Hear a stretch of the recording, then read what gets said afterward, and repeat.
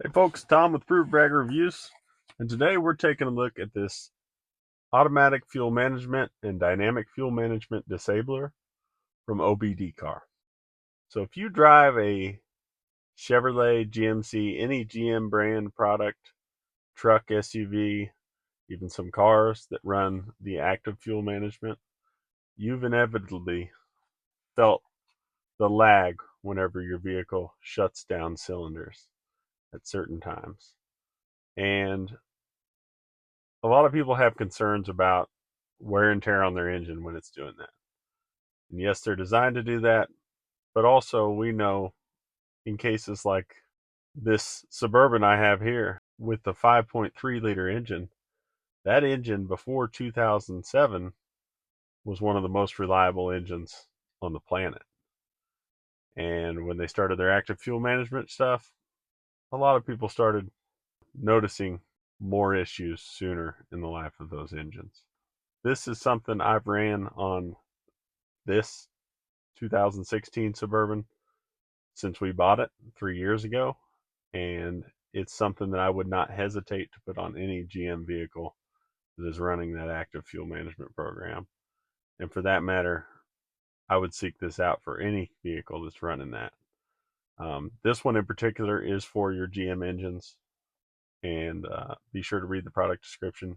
There's a couple model years, I believe some 2019s and newer trucks with the 10-speed transmission that are not compatible with this particular device.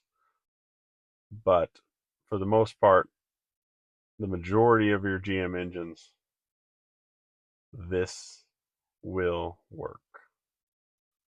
This will kill the active fuel management program. It does nothing to reprogram your car or anything like that.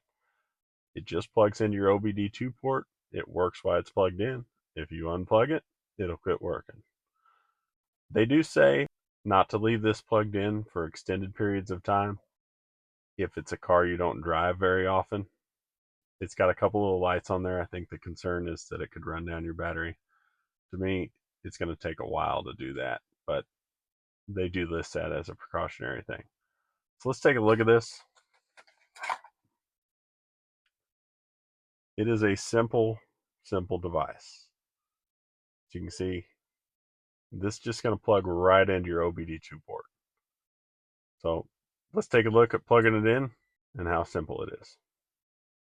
And now for the install, you can see my OBD2 port here. It really is a simple plug and play. Take the device, make sure you got it right side up, plug it in. You see a couple lights on the device flash. After that, fire your car up and you're good to go. Here's a close-up of the device installed. Don't mind my OBD2 port that hangs down loose. Yours is probably fixed. Here's some footage of my instrument cluster while driving with the device installed. Notice in the bottom right corner there, you see the V8. Without the device installed, you would see that dropping down to V4 in moments where the engine was under light load.